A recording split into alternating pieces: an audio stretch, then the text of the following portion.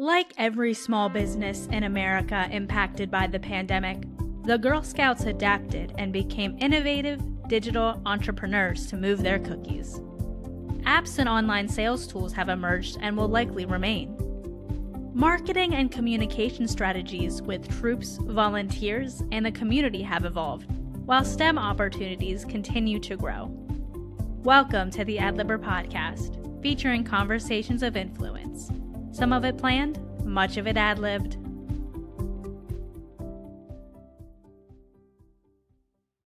Welcome back to the Adlibber podcast, where we focus on branding and communications topics. I'm your host, Jay Scott, and today we're talking about marketing and communications with the Girl Scouts in the heart of Pennsylvania.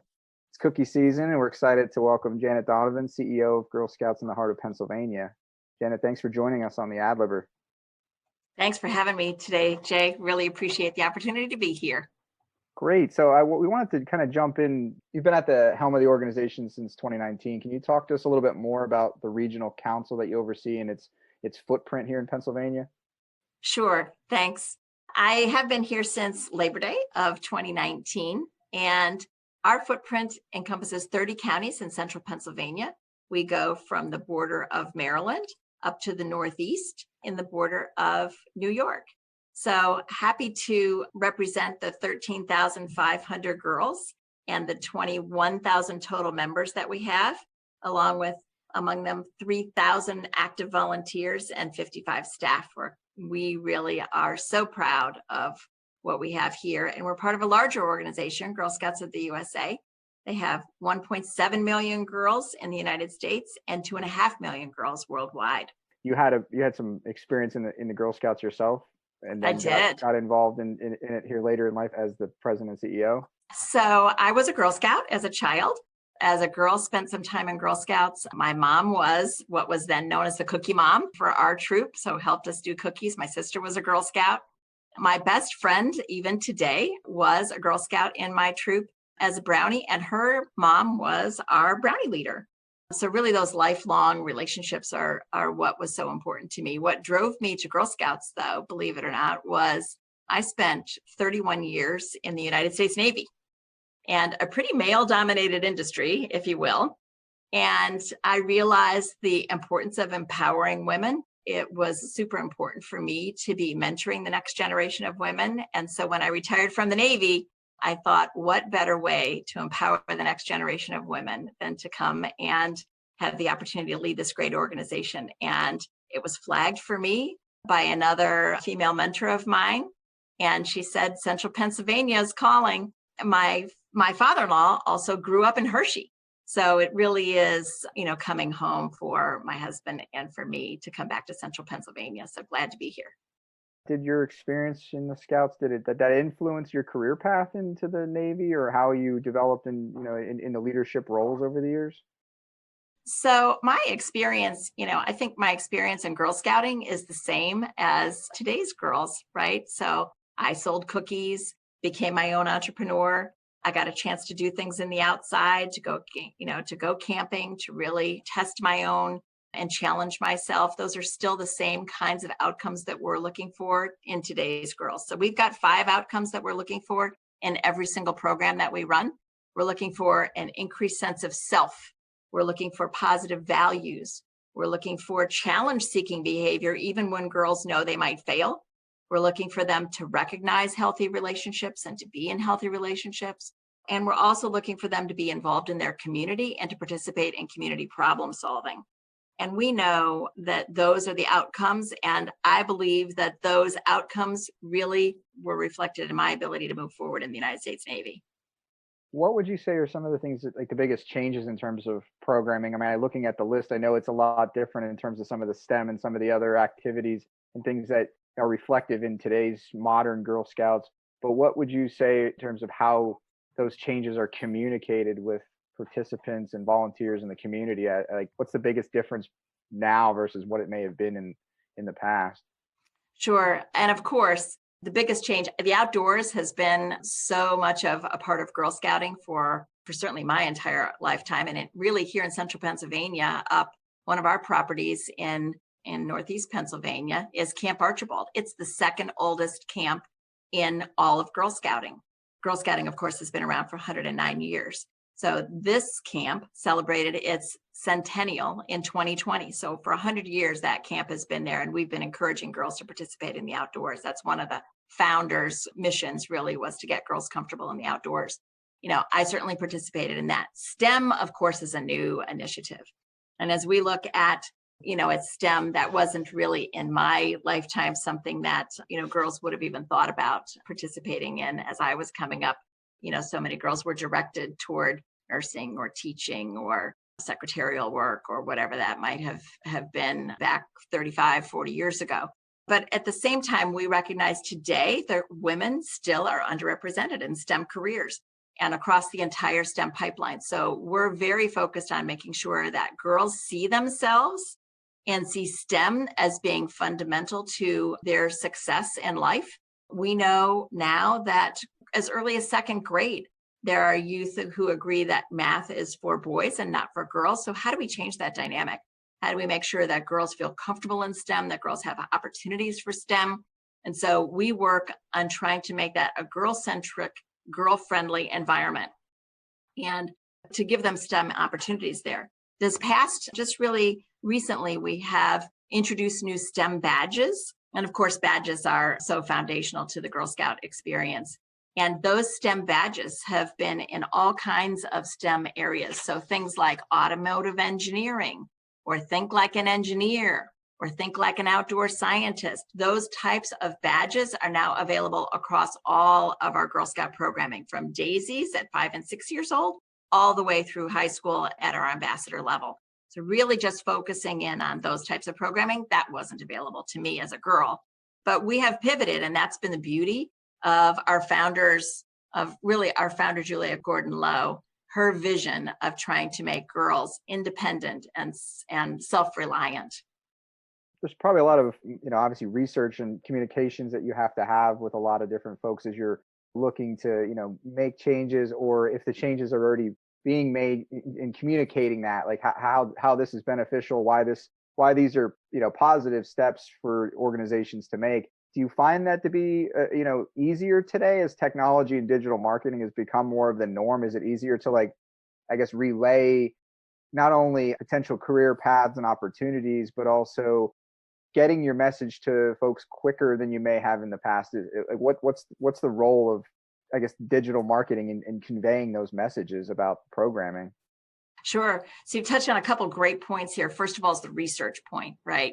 So, communications is so much easier when you think about the way that research would have been when I was growing up.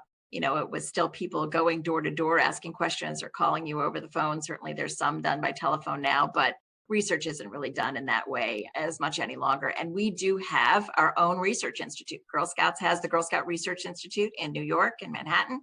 And they study these outcomes that I identified before. And they look at what are the outcomes for Girl Scouts and what are the outcomes for non-Girl Scouts and how do those compare? And what we show is through our programming that Girl Scouts have better outcomes in their positive values and sense of self and challenge-seeking behavior and community problem solving and those kinds of things. We just recently released a Girl Scout alumna study just within the past 30 days. And what it shows that even 3 years of Girl Scouting can make a difference in what your adult trajectory looks like. So we know that Girl Scouts who are our alum have better education outcomes. They have better income outcomes. They have higher, for girls who are long-standing Girl Scouts, they have higher life satisfaction results. And those are the kinds of survey and research that we do through the Girl Scout Research Institute. What you're talking about, though, I think, in the marketing and communications world is how we have sort of pivoted in that reality to make things much more accessible to our girls. And we definitely have done that in everything through the survey piece, but also in the way in which we advertise our programming, in which girls participate in programming. So if you think about the way that our programming is advertised, it's so different before. We still do things like flyers, whether or not those go home now, hopefully returning to school in so many school districts, flyers can still go home in that end of the week flyer folder that come with school. But most of our programming is advertised through digital, right? Whether or not that is social media, So it is about where girls live and where our volunteers live. So for our volunteers, we find them generally on Facebook and or through email. But for our girls, they're on social media, on Insta, on Twitter. And so that advertising piece is there. So what we find is we really need a marketing strategy and communication strategy that covers all of those platforms. So we have to look at probably 7 different types of communications in 7 different ways in order to reach the entirety of our audience. And we're doing that with every program on a regular basis.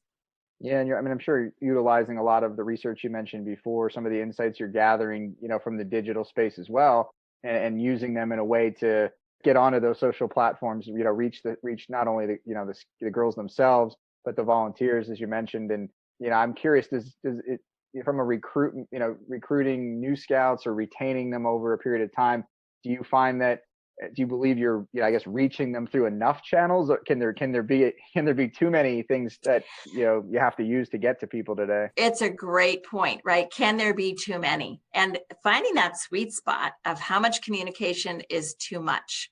And of course, there's all kinds of studies out there in social media that will tell you, if you're on this type of platform, you need to post with this frequency at these times of day, So we obviously take advantage of all that research that's out there and try to abide by the guidelines that are there to make sure that we're out there and relevant for our audiences. But we recognize that different audiences are on different platforms. So we do have to be in different spaces there. And we need to recognize how much is too much, because nobody wants to be getting 50 emails in the same day from the same organization. That flood of information really turns out to be less penetration of your message if you overtax the system. So we're very careful about that balancing tipping point. And that's a tough one, especially in COVID, because we now have, of course, not really the opportunity to do that in-person communication that we would have had before. Yeah, that was kind of where the next kind of question I was thinking about was the COVID impact. You can, make all the plans in the world, and something like COVID hits and impacts the entire world. How does that alter what you're able to do, or what kind of changes have you seen or implemented over the past year because of COVID, and how you communicate about, key events, or just, week to week engagement amongst troops and troop leaders? How does that process change during COVID? The COVID journey has been pretty spectacular, not just for us, but for every business. I'll talk a little bit about our COVID journey on cookies. And I think, of course, we have the Girl Scout Iconic Cookie Program. Everybody knows about Girl Scout cookies. And I'll just give you a perspective here. So within our 30 county footprint, March 6th was our first case of COVID in that footprint, and it was in Wayne County. On March 7th, we accepted 2 million packages of cookies from our baker, for which we were now financially responsible. We had 3,000 cookie booths that were set up across the footprint to go on during cookie season, and we didn't get to do one last year. So how do you sell 2 million packages of cookies with no cookie booths? And the girls had to move to digital, right? So what we were doing really was what every small business and entrepreneur in America had to do during that cookie season. And we were doing it with, 5 and 6-year-olds and 10-year-olds and teenagers. So how did we do that, right? Those girls, as part of their entrepreneurship plan, they had a plan for how they were going to sell their cookies. They had a marketing plan that they had to come up with on their own. They had a delivery plan, so the supply chain, that another business might have, they had that too. They had to move to digital in order to stand up a digital presence, to reach their customers that way, to figure out how to do contactless delivery. We really got tremendous support from the community. So as girls would go out to grocery store chains or to other businesses where there were essential workers that were open, those businesses really supported them in their mission. So sometimes girls were not present, but they had a virtual cookie booth where maybe their photos were there or something like that they could be working on. They also supported us in other ways by donors would come in and they would buy a virtual cookie booth and then donate that to first responders or to the hospitals or to the military. So at the end, girls were still able to sell their cookies. At the end of the season, did we sell 2 million packages of cookies? The answer is no. But we moved 1.96 million packages of cookies in a very short time frame. It's a story I'm telling from the Mountain Puffs. And who did that? Girls did that. And there were so many amazing stories. The one I like to tell is of a 10-year-old who's up in Lackawanna County. And what she did was she figured out, how am I going to incentivize this, right? And so she came up with this plan. So think back to April of last year, what was in rare supply? Toilet paper. So if you bought a case of cookies from her, she would send you a free roll of toilet paper. Now, how ingenious is that? Is this little girl going to own her own business someday? And she sold more than 3,000 packages of cookies and is one of our S'mores executives. So proud of what those girls did and how the community really stepped up. And so now we're in the second season of COVID, and it's cookie season again for us. So we are out there, and we've definitely pivoted in the way that we are now more forcefully using digital and using different marketing techniques in order to make that cookie season rock for us again this year. What are some of the things in that? And that's an amazing story. I mean, just how you were able to do that last year, and I'm sure this year, is a little bit different, and more things have slowly reopened. But what are some of the things you learned in this past year within just the cookie part that you think might stick after the pandemic winds down? Like what are lasting changes on the digital front that really, will help the Girl Scouts from this point forward? Absolutely. There are definitely lasting changes, not just in cookie, but across all of our programming.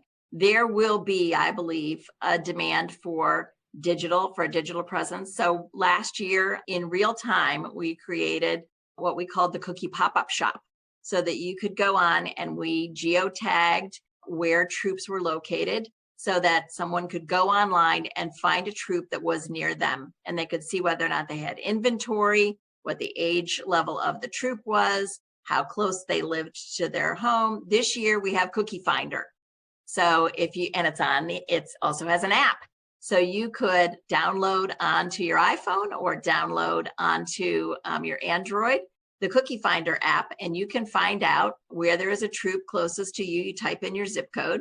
And if you type in the zip code, it will connect you to a troop who's selling cookies so that you can order your cookies and have them shipped. Or it will tell you what the cookie booths are that are closest to you and when those cookie booths are going to be open. I don't think that's going away because it is such convenience. So in my day, I walked around with an initial order card and said, door to door, would you like to buy a box of cookies? And sometimes I had cookies in a wagon, that I took with me. We still have that door to door piece, and girls will fill out an initial order card and submit that. But the digital piece of Cookie Finder is not going away. This year, we're also experimenting with mobile billboards. So you'll see, if you're in select areas, we have over the next couple of weekends, mobile billboards that are driving around that will announce basically the Cookie Finder, how you find cookies. Because we know just during COVID, the research is showing that there's a 25% increase in demand. Aren't we all into the comfort food? But 25% increase in demand in cookies across America, not just Girl Scout cookies, but in cookies. So what we're trying to do is to capitalize on that, obviously, and girls want to be able to sell that. So how do they get the word out? The biggest concern that people have is they can't find the girls. So the other thing that we did this year is both Alexa and Google Home will tell you where to find cookies. So you can say, Alexa, find me some Girl Scout cookies. And it will give you then the location or the troop on where you would be able to find cookies. So I don't think any of that is going away. It, if anything, will be moving faster as we move forward. In terms of our other programming, I think that's also true. So we're going to have a demand for in-person programming as we move forward and open back up again. But that demand for virtual programming isn't going away, because girls can participate not only in the programming we're offering, but they can participate in programming that's being offered virtually across the country. In some of our programming, we've had girls from multiple states who aren't even from heart of Pennsylvania, to include countries, where there are Girl Scouts. We've had girls from Japan, girls from across the world who are participating in our programming, and that just makes it available. That's not going away either. There'll be a demand for that moving forward, and we just have to be able to meet that demand of the whole range of in-person to hybrid to virtual. I mean, yeah, it really broadens your base. I mean, when you were talking about the cookie sales alone, I mean, thinking about, the online tools and the applications that people are taking advantage of. I've looked at some of them because I'm seeing the ads come through as I wait for my Girl Scout order at school to get to me, which is obviously more traditional. But going online and looking for that, a lot of people, in that same boat. So you're broadening that base of potential customers. But can you speak a little bit more, I guess, about the non-cookie side and the footprint? I mean, the footprint can expand dramatically in a virtual world, and how do you see that? I guess, how do you see that playing out over this rest of this year? I definitely see it playing out over the rest of this year. Last year it started. So, for example, in the outdoors, last year we were not able to do resident camp for summer camp. It was just too high risk. And certainly we want, you talked earlier about brand and the relevance of brand. Under no circumstances did we want to have a situation where girls were now quarantined at a residence camp. Safety is so important to what we do in Girl Scouting. So, we moved away from that, but we did virtual camp. So girls were able to get a box that had camp activities in it. They met in the morning, for a little bit of time, were given an activity to go and do, and then came back. So it was the same types of things. They could go and do an experiment with water and come back and then share the results. We did outdoor scavenger hunts where they were able to, participate in the outdoors and then come back. So I think that one of the things that helped us do was girls who were never able to participate in residence camp before because they couldn't go, perhaps girls who were differently abled, they were able to participate. So this year we've expanded once again to offer that entire spectrum. We're going to offer virtual camp again, and we're going to offer the entire range to include day camp, to include family camp, to include troop camping, and to include the traditional residence camp for our girls. A lot of initiatives. I mean, I'm kind of, it leads me to like a kind of a question of the future. I mean, we're talking about kind of what we're dealing with during the pandemic, but what do you think, marketing and communications of all of the changes that you're implementing now will look like in the future? And will it also have somewhat of a nostalgic feel to it, where we're going to start to reminisce about things that we did, in the 90s or the 2000s, and try to bring back those, in-person experiences to really supplement the virtual world that's just sort of like taking hold right now? And I think you're right. I mean, that demand to do the nostalgic experiences is still going to be there. Girls are going to want to go at a camp and have a campfire and make s'mores and have a sing-along. There's definitely that. Over this past year, we've been doing virtual sing-alongs. So if it was a Saturday, they had sing-along Saturday, and girls were doing that. We've been doing, some more building virtually to let girls, try and experience that. But there's no replicating that, really. You still need to be in that outdoor experience to be able to do that. So I think that, along with so many things that are related to nostalgia, it's, there's some pros and cons to that, right? We all forget the mosquitoes as well, but let's just make sure that as we're moving forward, that we're taking the best of what we had before, keeping that, and looking at the best of what the digital world has to offer us, and incorporating that into our program. And so moving forward with the best of both, I think we can improve programming and our cookie sales at the same time. What do you think? This is, I know, I think I said the last question was the last question, but this might be the last question. Thinking about this group of girls, and whether they're 5 or they're teenagers and they're getting closer to maybe leaving Girl Scouts behind and going on to do other things, as the future of like mentors and folks that come back into the fold over time, like what do you hope this time frame, this experience sticks with them, and how they maybe are able to leverage it to mentor young girls in the future and kind of usher in that next generation of scouting? So I think that what we know is that let's just take the cookie program, for example. The Girl Scout Research Institute has done a lot about entrepreneurship and what it means to be an entrepreneur for a young girl. So girls, when they are young, believe that they can own their own businesses. Then somewhere over time, as they get older, they believe that society isn't going to be as supportive of them as a woman-owned business. And so what happens, though, is that if they participate in entrepreneurial activity along the way, meaning the cookie program, that increases their desire to be an entrepreneur, and it increases their confidence that they can actually be successful as a woman-owned business. And so that importance of continued entrepreneurial activity over time is what can create really the next generation of women entrepreneurs. And so as I look at girls who are being involved in this digital marketing campaign that they are themselves developing, during our fall fundraiser, they created their own avatars. During this cookie season, they're creating their own links. And so they can go out to their customers with a link, and it's a very personalized website that will show them what it is and what their goals are. For example, each troop comes up with a goal on what they're going to spend their troop proceeds on, whether or not it's to go camping or whether or not it's to travel. They have those goals. And so understanding that they can create these goals and move forward, I think is going to make such a difference, having had success. So go back to my conversation about Emily. Think about the strength that she must feel from having sold 3,000 cookies last year during the pandemic. That creates this confidence, even and challenge-seeking behavior that we want all of our girls and young women to experience and to take with them into the future.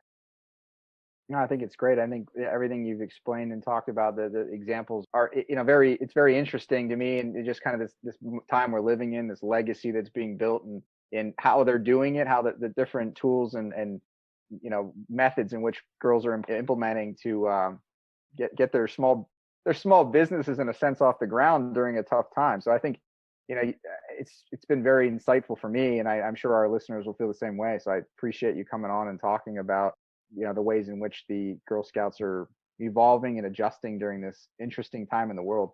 Well, thank you very much. I appreciate the opportunity to have been here to talk about Girl Scouts and really the way in which we are evolving, and our girls are evolving along with our volunteers who support them every day. So thanks much, and look forward to talking again at some point, Jay. Thank you for listening to the Adlibber podcast. To find new episodes and get more content from our team here at Gavin, make sure to visit our website at adlibberpodcast.com. The Adlibber is also available on Spotify and Apple Podcasts.